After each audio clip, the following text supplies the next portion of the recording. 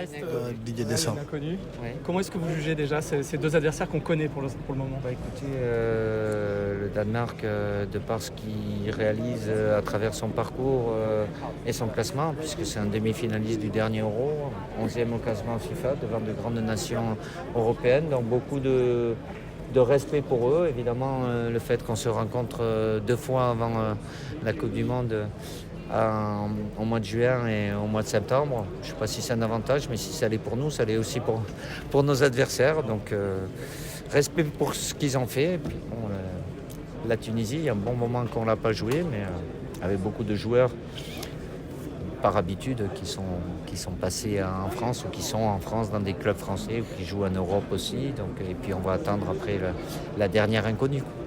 Justement, là on commence à se projeter sur le Qatar. Vous avez trouvé votre camp de base. Oui, est-ce que vous tout à pouvez fait. nous dire qu'est-ce qui vous a poussé à faire ce choix? On sait qu'à Istra vous étiez bien, vous étiez isolé. Là ça allait être en ville. Qu'est-ce que ça peut changer?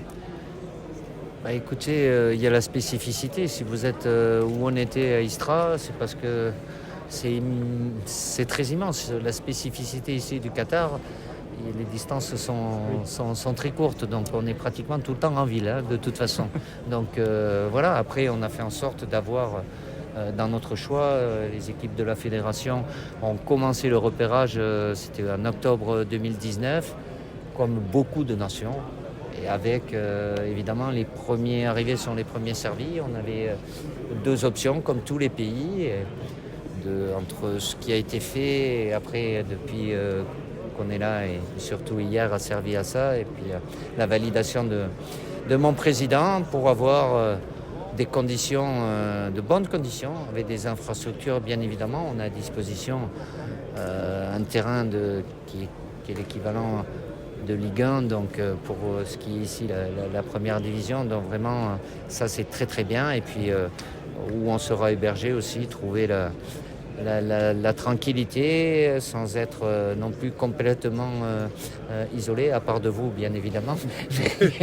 Et puis des distances qui sont plutôt courtes, même si on ne va pas être longue pour beaucoup d'équipes, mais avec la spécificité qu'on va passer beaucoup plus de temps dans notre camp de base puisqu'on n'a pas de déplacement, il n'y a pas d'hôtel transfert, il n'y a pas d'entraînement possible les veilles de match, donc ce qui veut dire qu'on passe toute la Coupe du Monde dans notre camp de base, comme ça sera le cas pour toutes les autres équipes nationales. Si on se projette un petit